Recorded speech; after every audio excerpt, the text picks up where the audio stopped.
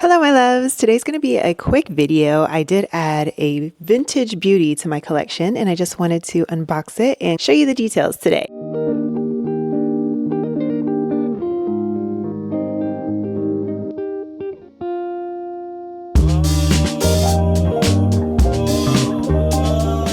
I bought this bag pre-loved on Fashion File. As usual, that is my go-to source. If you have a reputable seller that you love to buy pre-loved from, please share, because I'm trying to work up the courage to test out other stores, especially since right now none of the new bags in boutique from these luxury brands are interesting to me. I'm sure you can hear the kids screaming. Let me just do this and let's get to the unboxing.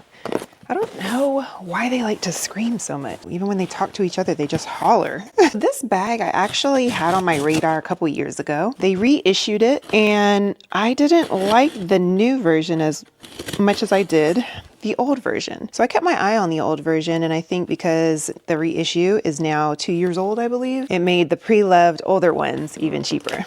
Oh my gosh, I actually hate all the confetti because I have to clean it up. Hold on, let me get this out in the most sensible way. So this bag did not come with the original dust bag, but of course they give you the Fashion File dust bag, which is fine. And this is the Louis Vuitton City GM, or Cite, since it has an accent mark over the E. So I'm not really sure how you actually say it, but C-I-T-E. And this is the GM size. I love vintage bags in the classic monogram. I do see that there's a lot of patina on the vachetta leather, and this looks like it's stained from oils. In the past, I have used like a water wipe to get that off. It has helped, but it does kind of dry out the leather, so you have to be really good about conditioning after you clean bags like this. So I love this because it's just a rectangle, and I don't have any bags like this. Oh, you look gorgeous. High five. I'm trying to record something before we go, okay? So I need 5 minutes. Okay, sorry, I am juggling. The kids aren't alone, but of course they want me. They want me when I have the only 20 minutes to myself. Anywho, this is a rectangular bag, very simple, and I don't have anything like that. My bags tend to be a little more dramatic and elaborate, and I love that, but I do need a few more classic pieces. So I think this will be great every day running errands. This bag, you can pack so much stuff into it. It's just very practical. It's very practical because the straps are longer. It's really comfortable. You can carry it on your shoulder or of course in your hands. And then this one pocket makes it so convenient to put all of the things that you reach for the most often right here so that they don't get lost in the abyss. But it's a deep, big pocket. I just wanted to go ahead and inspect some of the corners because it did have corner wear in the description and on the pictures. And really only one side is pretty bad as far as corner wear. All the other ones look really good. And I actually love this honey color, this patina honey color of the vachetta leather. I love that.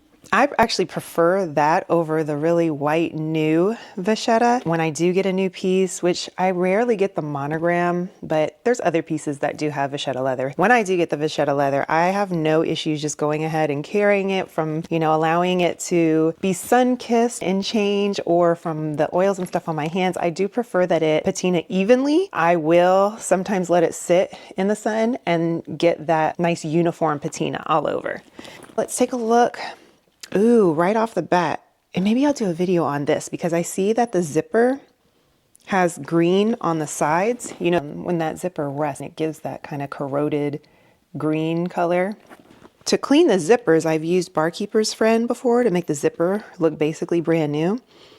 But to get the green off, one time I did use a mixture of white vinegar, and I think it was just like a dish soap, or it was now I can't remember. It was either dish soap or it was a laundry detergent. I know for my Gucci bag, I used just laundry detergent and water. So I may try that first because I know that that's safe on something like a zipper laundry detergent, since we wash our clothes and they're fine. Yeah, I'll do that in a video so that if it messes up, you guys will know. Let me just take a look at the inside. So the new bag, the reissue from 2022, it had an extended vachetta leather going down like this, which does reinforce the bag and the strength of the bag.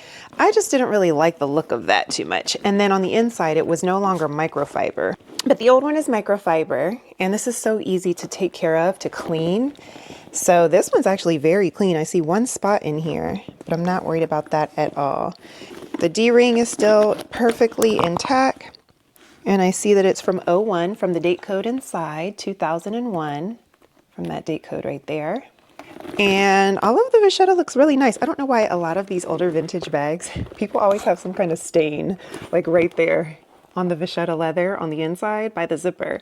So there is like a little mark, and I'll probably just get a baby wipe and see if I can get that off. It just looks like a fingerprint. There's one large zippered pocket inside. There is the old cell phone pocket that doesn't fit our cell phones anymore. And then another little pocket there on the side. And I usually just put kind of my beauty items, either my little travel perfumes or lip glosses, things like that I'm going to reach for, like my earbuds, things like that. But everything else just kind of gets tossed in there. And usually I have my stuff in the little pouches, as you know, as you've seen in the past.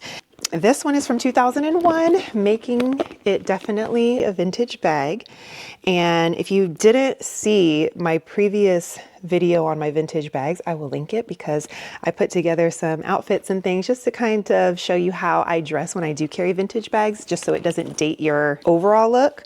I can't wait to style this one. So maybe when I do the video about cleaning the zipper, then I can put together some outfits for this one. All of my kids' birthdays are in October. My boys came out almost on the same day. One's on the 15th and one is on the 16th. So last night we were at dinner for one, and tonight the other wants to go to an indoor go-kart gaming place. So we're almost at the door. That's why if you hear me out of breath, I've been chasing them around trying to get them ready, and then also myself and trying to get this video done. This bag actually reminded me of a Coach bag that was recently released, which is why I went ahead and pulled the trigger, because I had been looking at it for a couple of years, and I started looking at the Coach one, and I think that price point was close to what I paid for this one. Let me see. For this bag, I paid $565 pre-loved.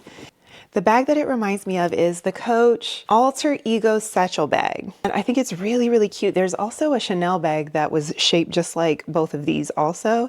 And the stitching on the Coach bag is more like the stitching on the Chanel bag. Yeah, for $565, the Vintage Louis Vuitton, and the Coach one was about $300. I just know myself and my collection, and I love my Coach bags, but since I had been looking at this one and they're so similar, I said, well, I'm just gonna go ahead and get it then. And then I'll get a different Coach one later down the line whenever I see one that I like, which one has caught my eye, and it is the, what is it called? The Eliza carryall. Oh, it's so cute. So if you see a video pop up, that's because I decided to go ahead and get that one. That's the one I'm looking for. It's kind of shaped like a capucine. And that price point, I just cannot get with. It just keeps going higher and higher. Whether they're the exotic ones or the basic ones, they're too much. I've loved that bag since the first day it was released. And I think they were like $3,000 then. And I just, or $3,600, something like that. I just could not get myself to pay that price for that little bag, even though it's so cute and so sophisticated and chic. As that price keeps continuing to go up, I've been looking for other options, but the capucine has always had my heart. So I've been looking at the Eliza carryall from Coach. That would probably be my next Coach purchase, because you know the Brooklyn I love. But I feel like this is also going to be a really good bag for traveling, because the shape of it being kind of like the Speedy but more rectangular, I'm going to be able to stuff a lot of stuff in here and then be able to throw it under the seat and not worry about it getting ruined if anyone spills anything, because it's pretty much all canvas other than the lining on the side and the straps, which I can always make sure are upright. I'm really glad that I went ahead and added this one to my collection, and I can't wait to use it for just every day, even sports and stuff like that with the kids. I just know I'm gonna get so much use out of this bag, and it's just so cute. And I have a feeling, just because I like to do unconventional things, I have a feeling that I will mostly carry it top handle. I love the size of this. I talked about how I like things to at least be the width of my body.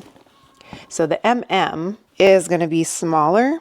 I'm slender, but I'm tall. So like my friends, we wear the same size and they swear I'm smaller than them. It's a little deceiving, but this is a pretty large bag. You may want to, I'll put the dimensions up in comparison so that you can know how big this one is, because looks can be deceiving.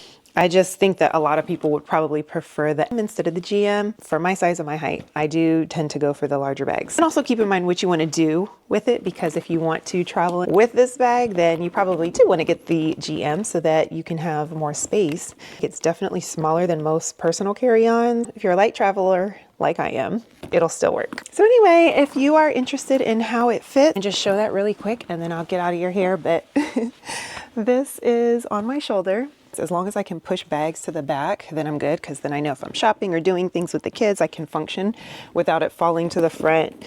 So this is a great size because it can fit under my arm, but it can also, it's long enough that it can also be pushed to the back. And it's wide enough too, so that my arm can keep it back there. Think of like everything when it comes to this stuff. And this is the width with me standing up. I love this. And I will probably carry it just in my hand. Can you see that? Like this. I have to go make room for this vintage beauty. If you have any questions, leave them below. And I'm going to clean this zipper, and I'll try to remember to film that and then show you what all fits inside. And then also I'll do some styling for it. But I'm so behind on filming because of all the traveling and all the events. Oh my goodness.